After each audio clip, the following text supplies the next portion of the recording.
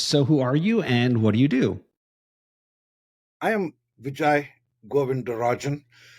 People call me VG. I am a Cox Distinguished Professor at the Tech School of Business at Dartmouth College. And my area of interest is really innovation. And this started in my formative years. I grew up in a small town in India. And in my formative years, what I saw was lots and lots of problems, and our family had very few resources. If you have lots and lots of problems, and you have very few resources, the only way you can solve your problem is through innovation. There is no other way. We can't throw money at the problem. We didn't have money. That's how I got passionate about this topic of innovation. And then through some process of luck, I got admitted to Harvard Business School, where I did my MBA and doctorate, and then stayed on the Harvard Business School faculty, and then joined Tuck in 1985. In my 45 plus years of academic life, I've spent all my waking moments and some even sleeping moments trying to understand this concept of innovation. And my current work on fusion strategy is an example of innovation. So yeah, I think Harvard's still the same. It just takes luck and you get into the business school. I've heard that that's the way it works now. I still wonder how they admitted me, but here I am. Well, Vijay, it's an honor to speak with you, knowing your name just through all of my work and following you for so many years, and you've been at this for decades. And I always find it interesting to speak with individuals like yourself because the word innovation, the state of innovation, I think keeps redefining itself. My joke, because I speak on innovation too, is it's a very easy topic to talk about because it's a very wide and a very long road. It's not a topic that ends. Something's always coming tomorrow and a new way to do things. So it keeps people like you and I very gainfully employed. But you've been at it longer than I have. And I'm wondering if you can reflect back on your career a little and tell me a little bit about how it's changed in terms of what it means to you. You know, I want to go back to my formative years. The person who really taught me about this concept of innovation was my grandfather. And this is how it kind of happened. You know, I used to stand first in class in my school, and that wasn't that difficult because there were only 10 kids in my class, and I know the other nine. I know how to beat them. Then I came to the university, and my university had 25,000 students, and I didn't know any of them. I stood first in the university, won the gold medal. So I took the gold medal and my transcript to my grandfather, and my grandfather kind of looked at the transcript and said, you only got 95 out of 100 in history. There is 5 possible marks you could have gotten. We got to close that possibility gap. You only got 90 out of 100 in English. There is another art of the possible here. He wasn't trying to intimidate me. He wasn't trying to humiliate me. He wasn't trying to embarrass me. What he was telling me was, VG, never be satisfied in being a gold medalist amongst 25,000 students. That should never be your bar. Your bar should be your true potential. And your true potential is 100 out of 100. And of course, if you can achieve your true potential, you're going to win gold medal amongst 25,000 students. That goes without saying. Achieving true potential involves breakthrough innovation. What my grandfather told me was, don't limit your achievements by your expectations. Your expectations put a lid on what you achieve. You know, as a parent, you can play one of two roles. You can either put pressure on your kids to perform or dare them to dream. My grandfather wasn't putting pressure on me to perform. He was showing me the art of the possible. And therefore, to me, innovation means achieving your true potential, whether you're an organization or an individual. I'll give you an example. I am going on 75 years. I am a university professor at Dartmouth. There are very few university professors at Dartmouth. That is the highest distinction you can achieve as an academic. What that means is at my age, I don't need to do any innovation. I believe in use. Yet last year, I taught the first full length MBA course in the metaverse. I shot 26 films using VR 360 camera in India. So when the students put on their VR headsets on a magic carpet, they were taken to extraordinary places in India, met extraordinary people, had extraordinary conversations, all from the comforts of Hanover. Why did I do this? Because I was searching within myself, is there any more potential left in me for breakthrough pedagogical innovation? This is what my grandfather taught me. True potential is never mission accomplished. True potential explodes in your life every day because of new technologies, new possibilities. Therefore, to me, innovation, throughout my career, I pursue different types of innovations because my potential keeps expanding. And it is an exciting journey. And this is exactly what corporations need to do. Every company needs to ask itself, am I achieving my true potential today? If you are not, then you haven't seized the power of innovation. And therefore, this is what I do working with companies. Therefore, a lot has changed in the world of innovation. But one thing hasn't changed, which is the North Star for me is true potential. Right. And when you're in situations where you have an organization that is searching for innovation, but may not understand from the personal level how to do it, or there's the fear of the personal level, I'm wondering what that formula looks like. Is it often the organization that is risk adverse? Is it often the individual that's risk adverse? How often do you hit that spot where it's both all the individuals in the organization that are truly willing to dare? In a world where we have to be honest, we've seen people's tenure drop significantly. The financial and economic world puts tremendous downward pressure on these organizations. Runways are not what they used to be. The ability to take your time and have patience and grow, it seems like all of those are things somewhat of the past, or are those just narratives we tell ourselves?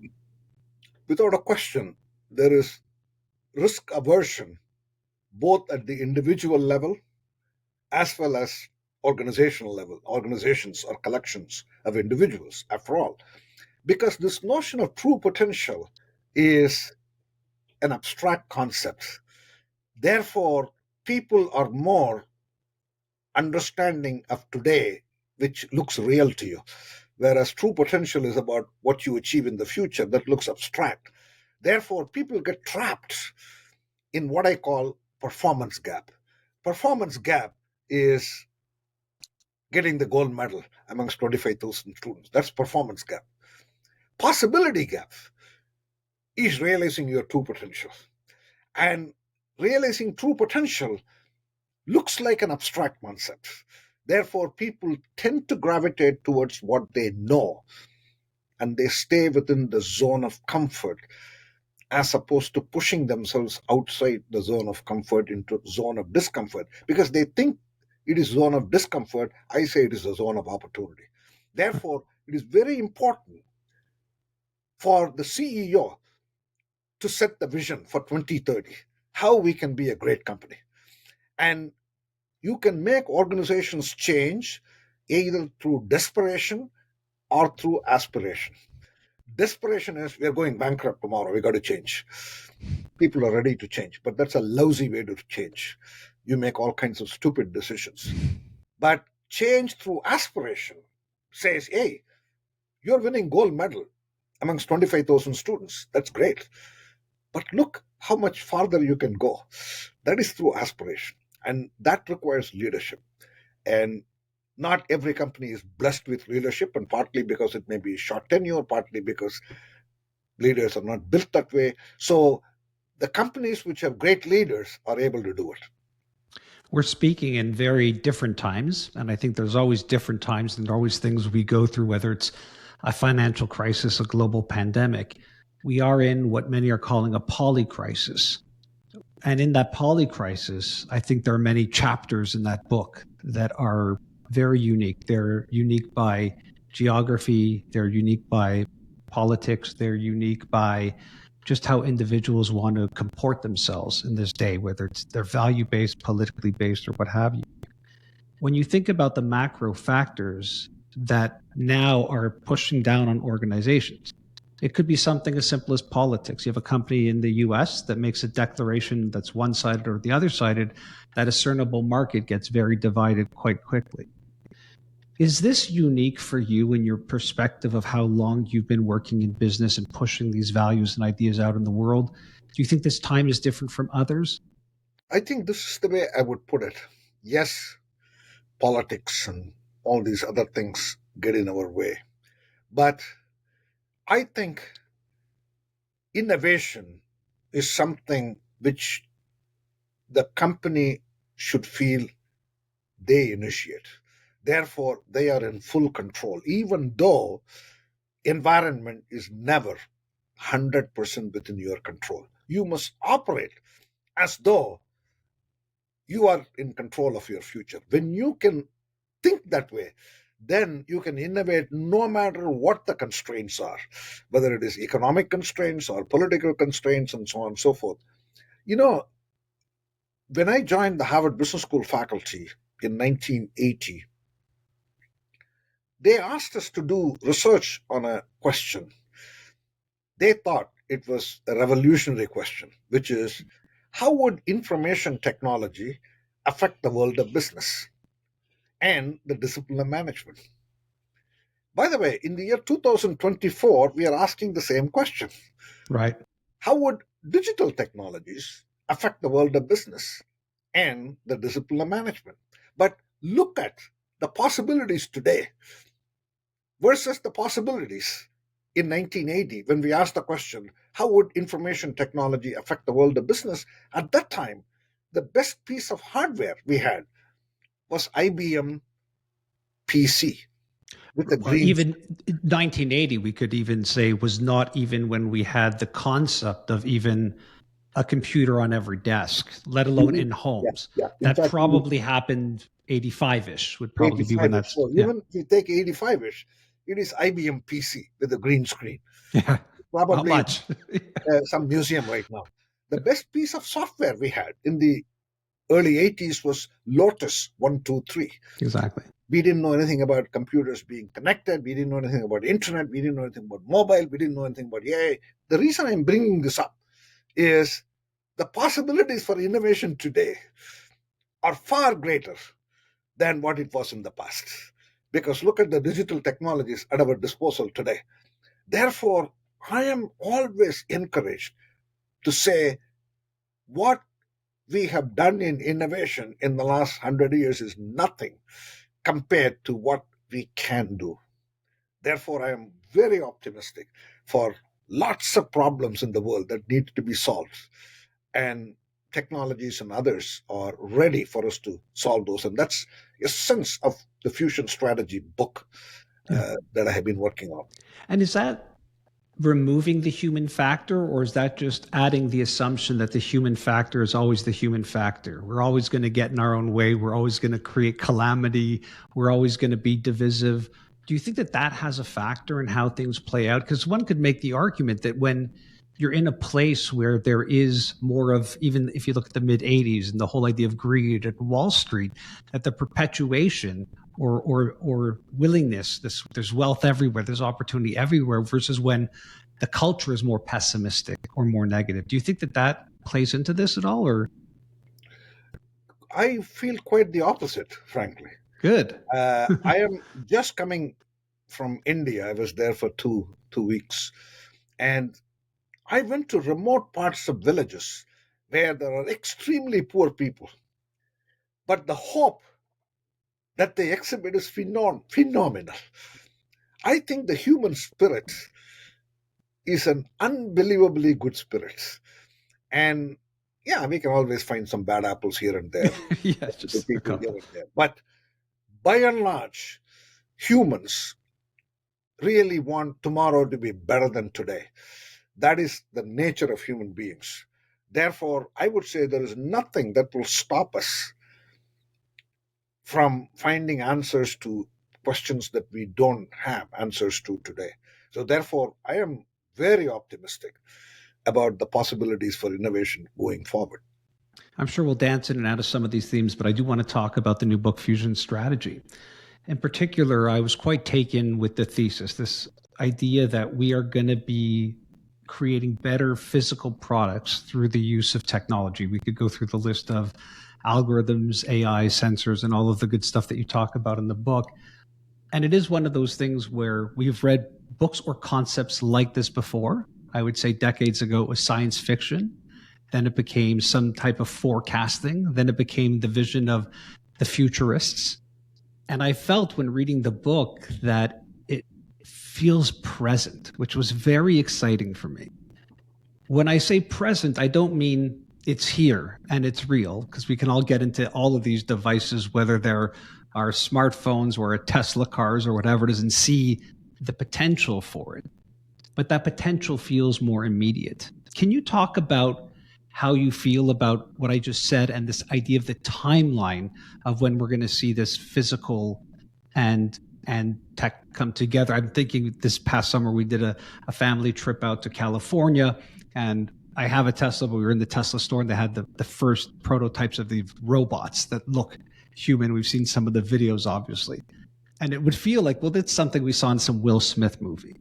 But I don't think we realize it could be in our home next Christmas type of thing. Absolutely. Let me go back to my observation that in 1980, we asked the question, how would information technology, we didn't call it digital at the time, affect the world of business? In 2024, we are asking the same question. How would digital technologies affect the world of business? There is one very fundamental difference. And that is, in the 80s and 90s, information technology had a huge impact on business. Think about the major investments companies made in ERP, SAP, and automating processes, etc. But in the 80s and 90s, information technology did not affect the way individuals lived. The way we lived, the way we listened to music, the way we transacted was always in the analog world. Because in the 80s, we met face to face and paid by paper currency. Fast forward to 2024, digital technologies are affecting individuals in a very profound way. And that's all based on this one device called iPhone. Because today, the way we listen to music, the way we transact, the way we play is in the digital space. Now, why is this important? This is important because I took a look at the top 10 market capitalized companies in the world in the year January of 2007. And the reason I chose that date was iPhone was not introduced. And out of the top 10 companies, there was only one tech company, Microsoft. Every other company was a physical asset company.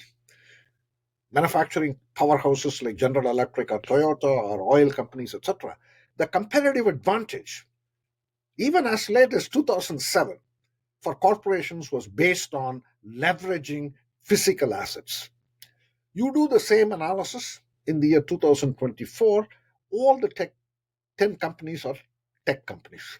Now, here is the point that I want to make. The 10 tech companies we see on the list today are what I would call digital giants, like Amazon and Google and Facebook and Apple, etc. They are not the information technology powerhouses in the 80s and 90s. This is not IBM. This is not Hewlett Packard. This is not Lucid. This is not Dell. The reason is the previous generation of IT giants, they passively delivered products. Whereas the digital giants of today are actively influencing business models. Google is changing strategy in advertising. Netflix is changing strategy in the way we watch movies. Airbnb is changing the way we travel. Now, this is the important point to remember. What has been digitized so far is the consumer sector. And that started in 2007 on the backs of this one device called smartphone. Why? Because as consumers, knowingly or unknowingly, we gave permission to smartphone companies to track how we listen to music, how we play, etc. Because we wanted to quickly check that box. I agree. So that we can get to the app. So all that we have digitized so far is the consumer sector. Imagine the value and wealth we have created in the last 17 years. If you just add up the market cap of the top 10 tech companies in the world, just the top 10, it is more than the GDP of the richest country in the world, United States. That is the kind of value we have unleashed. And here is the point. The world's GDP is $100 trillion. Out of the $100 trillion, only 25% is in the consumer sector. That's all we have digitized. $75 trillion have to be digitized. That is the industrial sector. Think about the value and wealth we can unleash. Now, why has it not happened in the last 17 years? Why is this moment, the important moment it's going to happen, is because in the consumer sector, you can digitize it using smartphones. Industrial sector will take a lot more time to digitize because you need sensors, you need IoT. It will take long, and the prices of those are coming down. And quantum computing and all AI is, therefore we can process large amounts of data. Therefore, this is the decade where physical asset heavy companies like tractor companies and auto companies and aircraft engine companies will digitize. See, the fundamental differences in the last 17 years, what we digitize, what I call the consumer sector, is either pure information goods like Google or analog products which got completely digitized, like a photography camera. A tractor will never be digitized. You still need a physical product, but the value will migrate from the physical products to insights. And you asked the right question. 15 years ago, who would have thought that you can put sensors and computer vision on an automobile and collect good data? People would have laughed at you if you said that. No one is laughing at Tesla today. That means it is possible. Sometimes the technology is not there or the cost of collecting data may be too high, but this is the time every industrial company need to ask the question. I am making an analog product. What would it take to digitize that product? And have a roadmap. If not today, what new technologies have to arrive so that the cost of digitizing comes down for me? Every industrial company needs to ask this question, and they may be at different stages in the fusion journey. But no industrial company can ignore this question, because if you ignore this question, digital players will come between you and your customer. Just like the way the digital companies destroyed camera companies, music companies, movie companies, travel companies, because they didn't take the digital threat seriously. If industrial companies do that, they will go the same way. Can we talk about what that looks like at 100% scale? I'll be very simplistic about it. If we think about industrial based companies, I would argue many of them have some type of what I'll call IT infrastructure, cloud based. They're handling their management, their paperwork, their accounting, their legal affairs, their what have you. The next part would be something along the ability to automate. Or sorry, I guess the next step would be the manufacturing of it. So do we have humans or robots manufacturing what is the final physical product? Third, in a simplistic way, would be, does it require a human to then run that product, whether it's a tractor, a painting machine, whatever it might be? Am I oversimplifying it, or is that what you're saying? I am saying something entirely different. Okay. What you have described so far, industrial companies have already done that. For the most part, That is right. what I would call process efficiency. That means you haven't changed your strategy. All that you have done is you formulated your strategy, and then you automated your manufacturing or automated the supply chain, improved the process efficiency of your accounting, etc., which is supporting the strategy. What true digital giants do is they change the strategy. Which is by using the data and information to then find new models of operation. New ways to solve customer problems. Right. Okay. That is, you see, what is the interesting thing about, say, a company like Netflix? Because the movie companies before just produced movies. That's all they did. They knew how many movies they produced and maybe know the total box office collection. That's all they knew. Whereas Netflix knows which movie you are watching in real time. That the movie studios didn't know. The previous generation of music companies, like Sony Music and Virgin Music and Columbia Music, they kept track of how many albums they sold, how many CDs they sold, but they did not know which music your a listener is listening to in real time. That is what Spotify knows. The key here is, do you understand product in use? Historically, automobile companies like General Motors knew how many cars they sold. They certainly automated their processes, they automated their supply chain, they did all the things that you say. But their data stopped with how many cars they sold. Whereas Tesla knows how you are driving the car every day. For sure. Because they know product in use, not product as sold, they are able to solve individual customers' problem in real time based on collective learning. This is how you can unlock value. Yeah. That is the frontier of value creation industrial companies should be shooting for. Every industrial company should reimagine themselves as a data and AI company, which happen to make cars.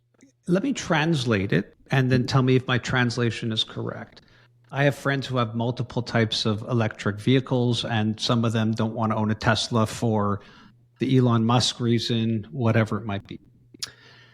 And when I talk to them, at least about experiences, my whole thing is it really is like you're driving a smartphone, because you get this update every couple of days. Somebody puts up on X a feature, Musk pushes it down to the team, it's in the next update, things like that. It's evolving. I have friends who have different types of electric vehicles. It doesn't matter which manufacturer, that have never had an update.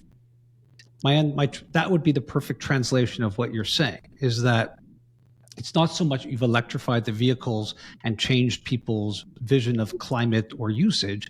It's the fact that by understanding what they're doing, you're optimizing and creating new models around this, which I see they're doing, because Tesla will then exploit that and turn them into subscription models, as an example. Is that a more direct translation of what you're saying, Vijay? Absolutely. Because General Motors, Mercedes, all the incumbents have added digital bells and whistles before. Yeah. Think about General Motors added an OnStar. We have blindside assist. We have cruise control. These are all digital overlays. Yeah. But they do not track cars as they are driven. These digital overlays are good, but they still don't know how you're driving the General Motors car every day. That is what Tesla knows.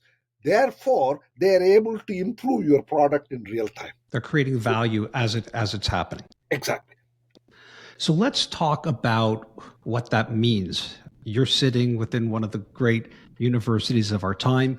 Universities have their own struggle these days with wokeism and what's happening on campus. But I'm curious that when you're speaking to these MBA students or just people who recognize you in like 5 minutes of your time, what do you tell them about their future, about what work is? I think somebody listening to this might fear that, well, unless I am in some way an interpreter of this information, what kind of a job do I have? And my immediate brain goes to that near present of AI even being able to do that maybe better than I can. I think about people who are in the numbers business, and I wonder how long of a future they might have. I think the same question we asked when calculators came. By the way, I am an accountant. I did my accounting degree in India in the early 70s. And at that time, we did not have computers in India. So Right. all the books were kept by hand. And one of the first tasks I was asked to do as an auditor was, if a company had 5,000 pages of sales records, I have to manually total the 5,000 pages to see whether the total that they have is correct. It took me 1 week to do that. When calculators came, you could do the addition in probably 5 hours or fewer than 5 hours. That means your 1 week got released. That means I can go to higher value added Right. tasks. I can do internal checks and so on and so forth. Therefore, we have to learn to use technology to augment what we do and redefine how we create value. Therefore, I don't believe AI should not be called artificial intelligence. It is augmented intelligence. AI can augment human creativity. Human beings are going to always create value. But the value I create can be augmented by these technologies. Take my own case. I'm a professor. I like to teach. That's what I do. And I like to think. I have to go into the class and perform. But is it possible for me to give more education to my students by going to class, but by leveraging AI and Gen AI? The answer is yes. Therefore, we need to change the way we deliver education. Thereby, we give more education to students, not less. So, our MBA students are excited to go to the workplace because this is going to be a workplace where human creativity can increase by multifold because we have Gen AI and other tools.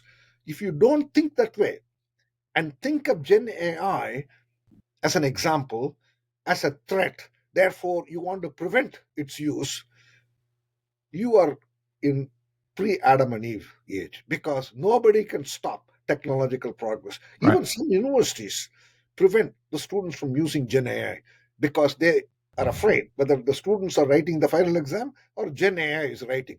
I say that is stupid because you have to leverage this technology to give more education to students, and that is possible.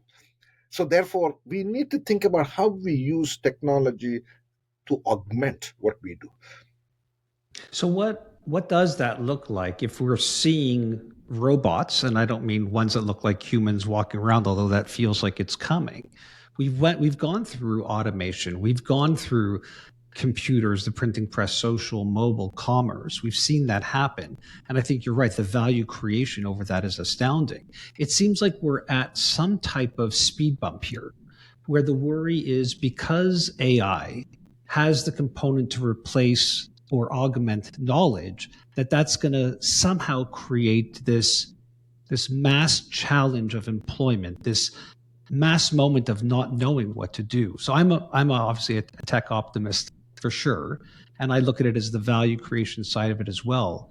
But it is a more challenging one than just this movement of steam engine to this, or I used to do this by hand, like I was the computer, then there were computers.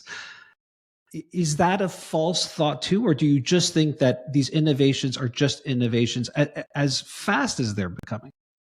I think what you're saying is absolutely true. Uh, by that I mean, is this going to worsen income inequality? The answer is absolutely Yeah. yes. Because the value creation is moving higher and higher. Because think about it this way, the traditional AI tools simply improve productivity. But Gen AI is coming after creativity because And it's knowledge, writing yeah. poems, it's writing novels. We thought that was a human creative process. So it is coming after creativity. Therefore, humans have to go higher up to add value, and therefore, highly educated people, highly qualified people will be creating a lot of value, and Right. therefore they'll be capturing a lot of value.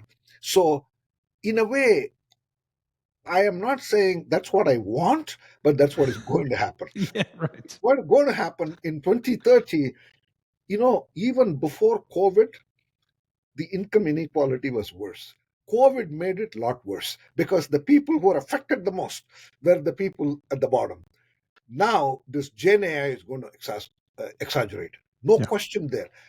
Therefore, I don't have all the answers. Therefore, we need to, as policymakers, think about how do we create the safety net? How do we retrain the people? How do we all that I'm saying is let's not stop progress of Gen AI, because that's not going to be the answer. The answer has to be more intelligently thought through, because even if America blocks it, some other country will go ahead with it. Therefore, we have to play this game, but think about some very fundamental issues it's going to raise. No question there. So, talk to me about these policymakers. You and I have probably sat down over decades and watched senior executives from technology companies sit before places like the Senate and Congress and take and be raked over the coals. In most cases, I sit back and wonder, can the government even understand not just the technology, but how it actually works? When it comes to these tools, I'm even more fearful. It feels like the rhetoric we're hearing now is less about controlling it and worrying about AGI, this moment where they become super intelligent or as intelligent as human beings. And they're acting almost like this is our chance to fix what we couldn't do with social media, apply IP and copyrights, the stuff to me that's very nuanced and not as important actually as the bigger challenge of AI. Are you a believer in government's ability to regulate this? Are you confident in these policymakers? Can you give other people maybe a taste? Because I know you do deal with these individuals as well. I think it's a very important question you're raising, because take, for instance, Gen AI. You raised the issue of IP. Gen AI generates content. So it is digesting Shakespeare and so on and so forth, and it is generating a new novel. Now, is it a violation of, can Shakespeare come back from the grave and start suing these companies because it is using as input data the original works of Shakespeare?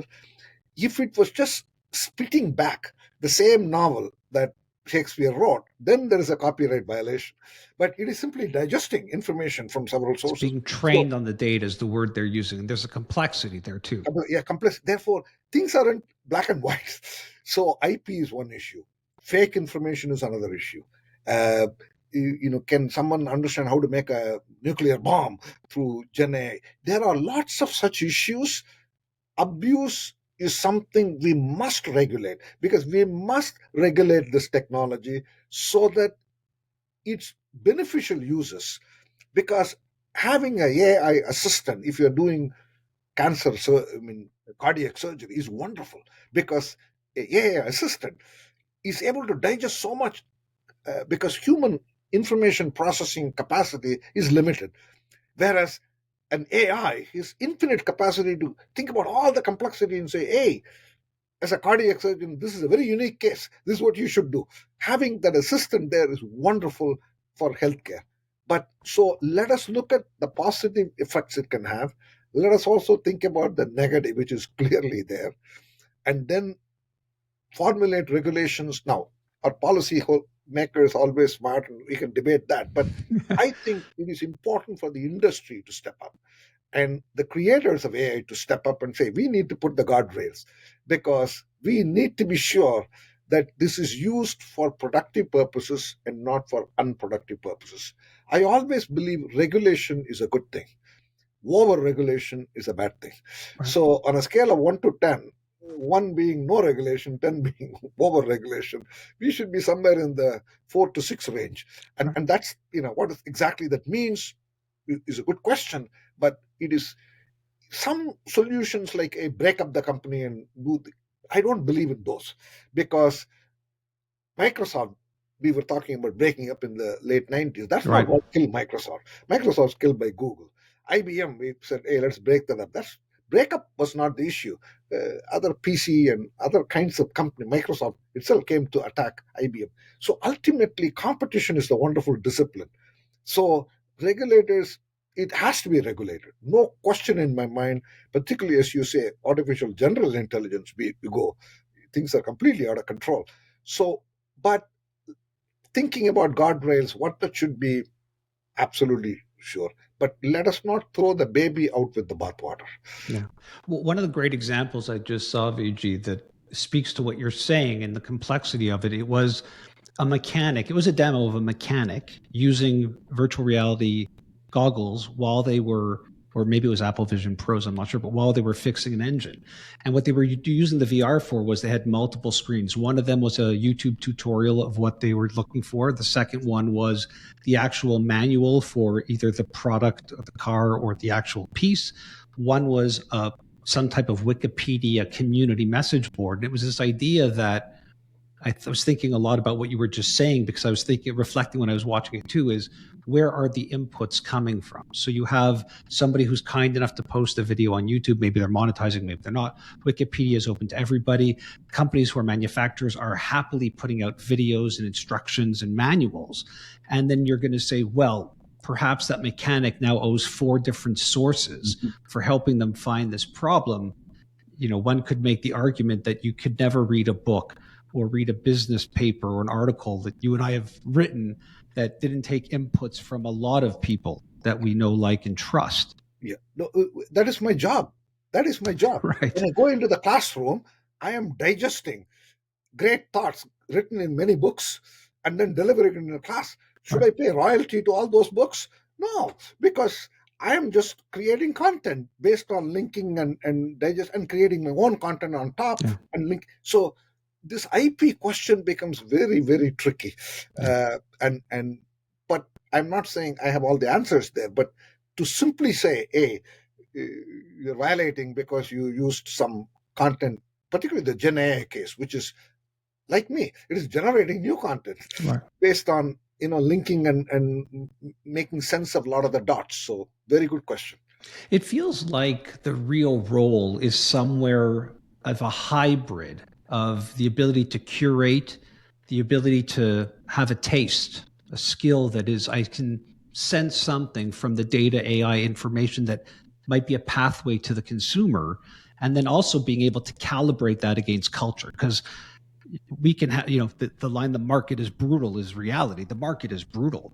You could have great taste, great curation, great product, and the market doesn't care. And I believe market and culture go hand in hand. It seems like that's always been, the winners have that type of combination. I do wonder if AI equalizes that, and then that makes that commoditized. Because I think those are the things we're really talking about. If we commoditize this skill that we're both talking about, and that elevation, some will be able to, but it seems like even in a world now, it's very hard to. That becomes, I guess, one of the bigger questions, right? I think it will commoditize some of what I do and what you do, but not all. When I was a student at Harvard Business School, we did about 1,000 case studies. The interesting thing was not a single case study had an assignment question. Of course, the first paragraph gave you a clue about what the problem might be. CEOs looking through the window and wondering whether the CEO should enter China, if so, how. When the professor comes to class, the very first question the professor asks is, what is the problem? Right. Now, a student may say, the problem is this company wants to know how to enter China. And the professor says, everybody agrees this is the problem. Another student says, no, that's not the problem. The real problem is this company's market share in the US is declining. Because they are not doing well in the US, they're looking for growth outside the US. Therefore, the real problem is to fix their US operation. So, first 15 minutes, he writes on the chalkboard 5 problems. Some of them are problems, some of their symptoms are problems. Now, why am I bringing this up? Gen AI can't do this. Gen AI can give you a lot of things, but as a professor, when I walk into class, I can still push the students' thinking. In fact, I tell my students, take my assignment questions, take my case, put it in ChatGPT, and see what it says. You come to class. If I can't add more value than in the 90 minutes than what you can get from ChatGPT, you don't need me.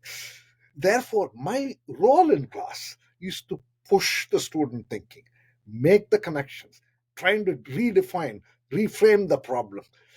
And that is what leadership is about.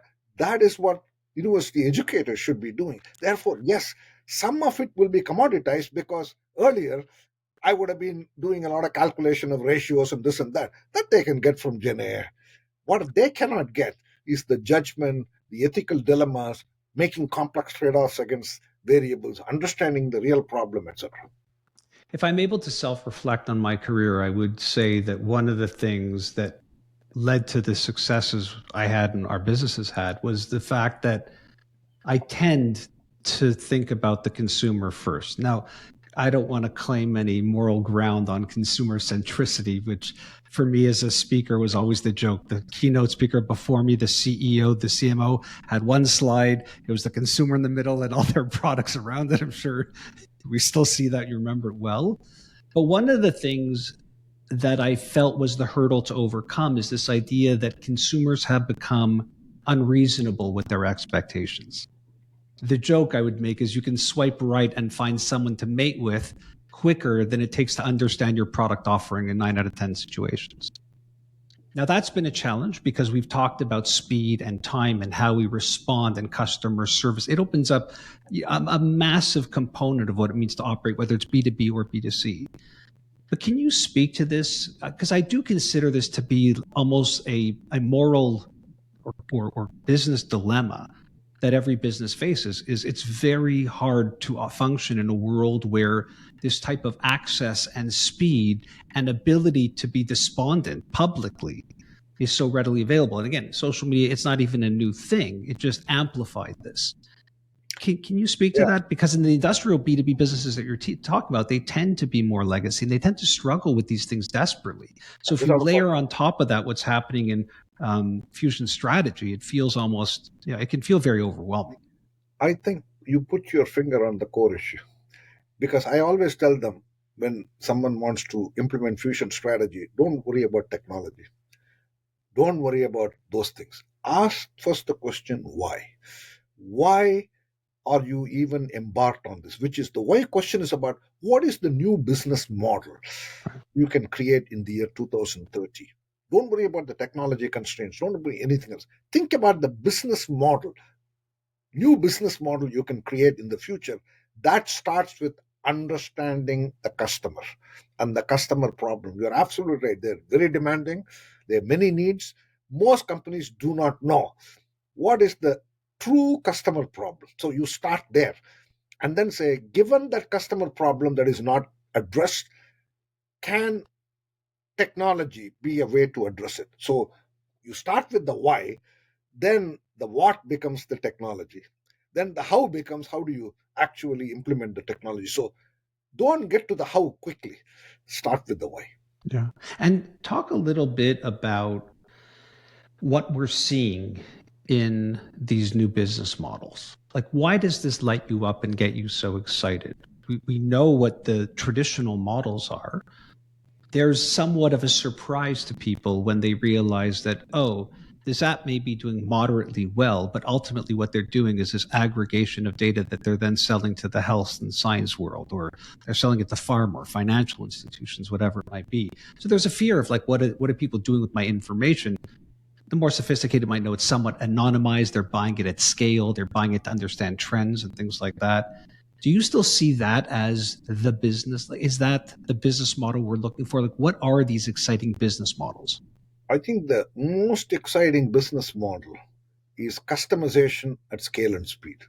That means you solve in real time the problem of a single customer when the customer is facing that problem. Most companies are not able to do it. Take my own case, education. We cannot deliver customized education at scale and speed. What I mean by that is when an executive is facing a problem in real time, can I supply the knowledge that is required to solve that problem? Right at the moment when the customer is facing the problem. Today, our conventional delivery models don't do that because they come here and I give a lecture, and 5 years later, they may face a problem in real life. I'm not there to supply it. So, therefore, to me, that is the business model all companies should be striving towards is how do you solve a individual customer problem in real time when the customer is facing that problem and give that hyper personalized solution to the customer. That is, I would say, the holy grail. Yeah. Because it's not just a business model you're solving. It's not even the creation of a business model, it also has some very compelling marketing components to it that deal with the bigger challenge, which is how you're going to retain that customer, take care of them, how you're going to build loyalty. I mean, those are the big holy grails that I hear when I see that. I get excited about the model, but then I think about how it impacts almost every aspect of the C-suite. Without a question. We have to think about how do we solve the customer's problem throughout the customer's life. Yeah. So it's not a transaction, it's a relationship, it's a lifelong relationship. How do you create and capture some of that value? That is the central question companies need to wrestle with. That's at the heart of fusion strategy, if you will. When I think about a lot of technology, I make the joke that I'm trying to drive the car over the bridge and not off of it because it can make me crazy.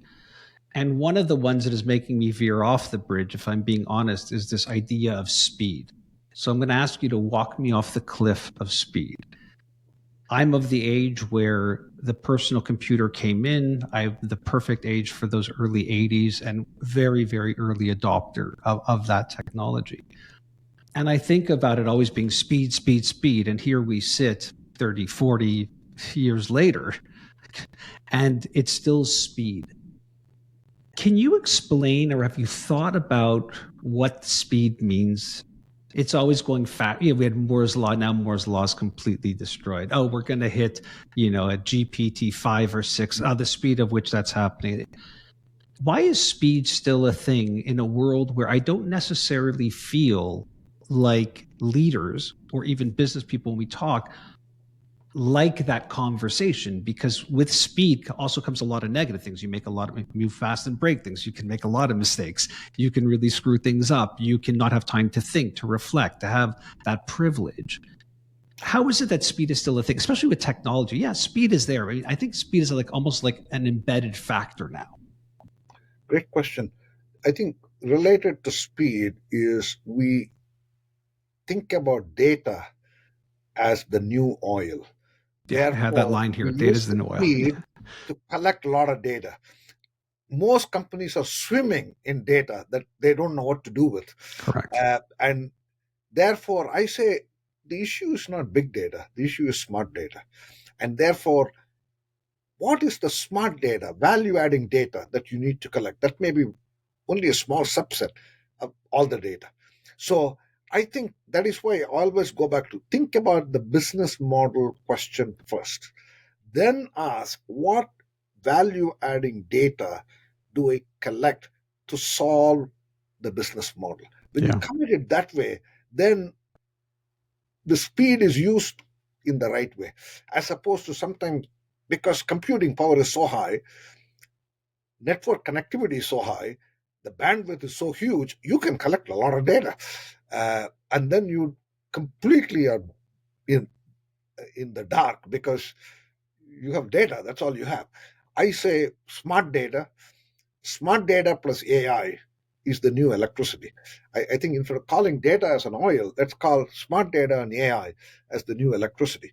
And that's what good companies do. Yeah. It's an interesting thing to think about because you look at the world and you would go, they went from a place of being starving for data, and they would actually hire very large organizations and smart people like you to help them sift through this and figure out what was there, to suddenly hoovering up all this data. It's not necessarily hygienic. It's not necessarily even useful. I'd even argue that it's become somewhat of a liability because of breaches and hacks and misuses and people thinking they can do things with the data internally that they can't. There's a new thought there, I believe, around there's a lot of data out there that's not being used. It's not well respected, I guess, as well. So the consumer standpoint might have something around data respect. I know we talk about ownership and we can go into government relations around data and usage and what you can do with consumers. But the respect factor, I don't think is quite there yet. Absolutely. Absolutely. I think too little data is a problem. Too much data is also a problem. Right. Because too much data puts you in the same spot as too little data because you don't understand. When you don't understand, you meddle in other people's affairs, you micromanage and so on and so forth. So really you have to think about data in a very intelligent way. Good digital leaders think about data in the right way. I think that's a very important point that you're driving home. God, every moment of success, Vijay, comes back to Goldilocks, doesn't it? Without a It's question. always back to Goldilocks. Yeah, Not too much, not too little, just right. exactly. Exactly.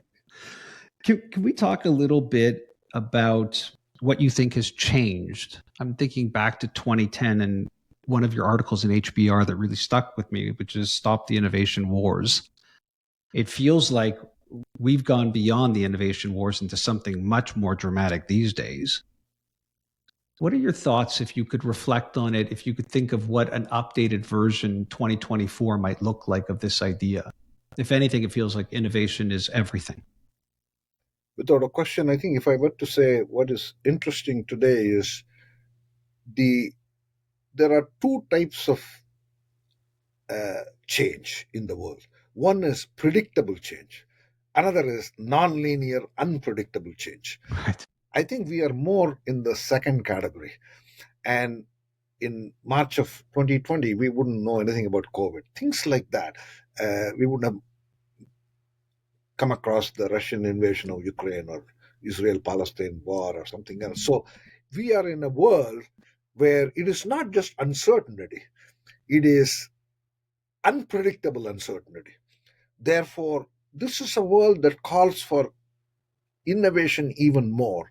And then the question is, how do you innovate and make profits when you're dealing with nonlinear, unpredictable change? I say it is very important to conduct experiments at the edges of the organization. Yeah. And when you conduct those experiments at the edges of the organization continuously, they better be low cost because you're doing a lot of experiments. And 99 of them are going to fail. But the one that succeeds will pay for the 99 and more, because the best way you can prepare to be relevant in a future you cannot predict is to keep doing experiments at the edges. That gives you strategic flexibility, that gives you strategic adaptability. So, the key concept I would say for companies is I can't know the future, and there is no way I can know the future, but let us define edges of that future and try to do experiments between the edges. That will keep you resilient. Resilience is the core theme that companies should embrace. We could also make some kind of argument that if technology were moving in some type of access, and we're seeing this access move more towards these unpredictable uncertainties, I might be inclined to say that we might move from unpredictable uncertainties to constant black swans. Yeah, Because COVID, absolutely. I don't know if that was an unpredictable uncertainty more as more of a black swan moment. It is a black swan. I think we have seen many black swans in the last 20 years, a lot more than before. I think Yeah. black swan events call for a different way of thinking as a leader. Yeah. AI could be that too.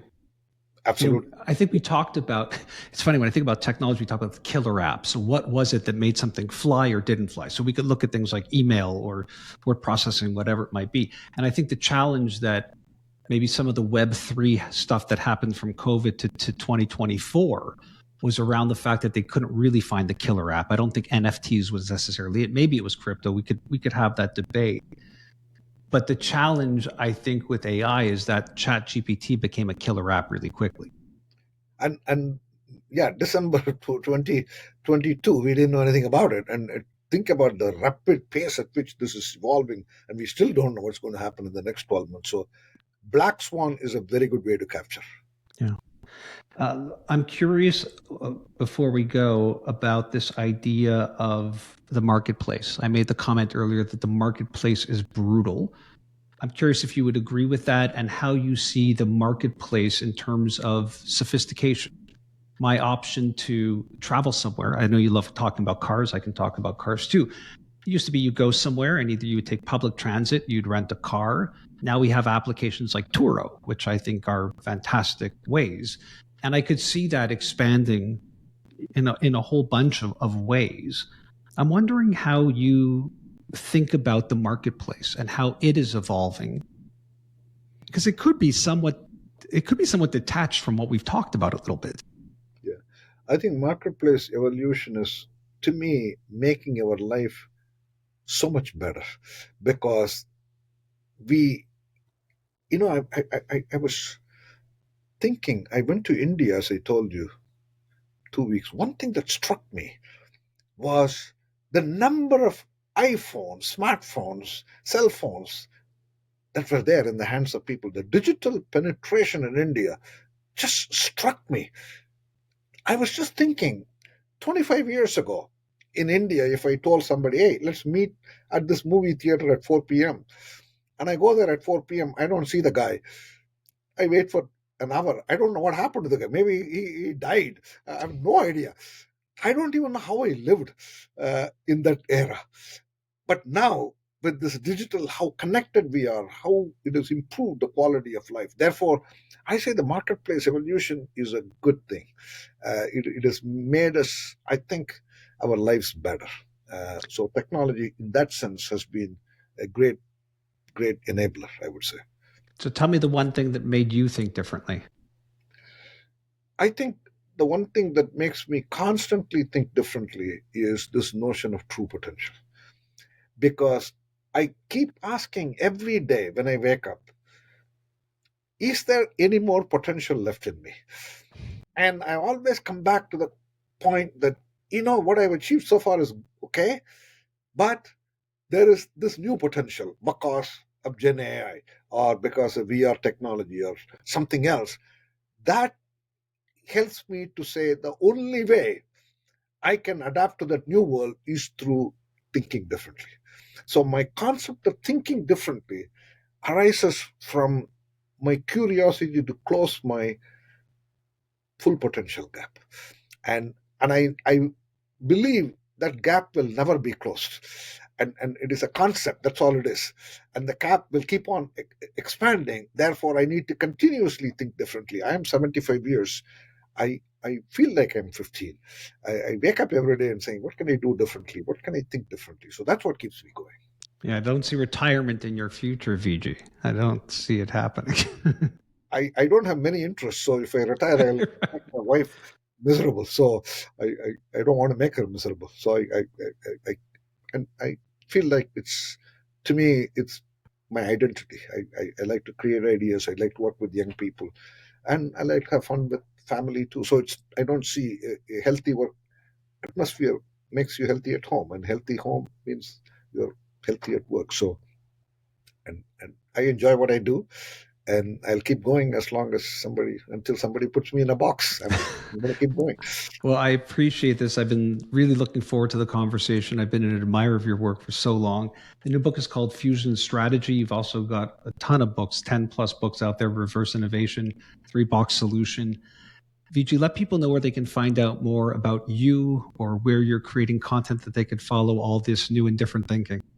I think the best source would be my LinkedIn page, and you can give them the exact link. I think that I actually write a weekly column on Yeah. my LinkedIn page on innovation. And so anybody wants to follow my work on innovation, they can follow me. I've got an influencer status in LinkedIn, therefore I don't have to accept their invitation. If they want to follow me, they can follow.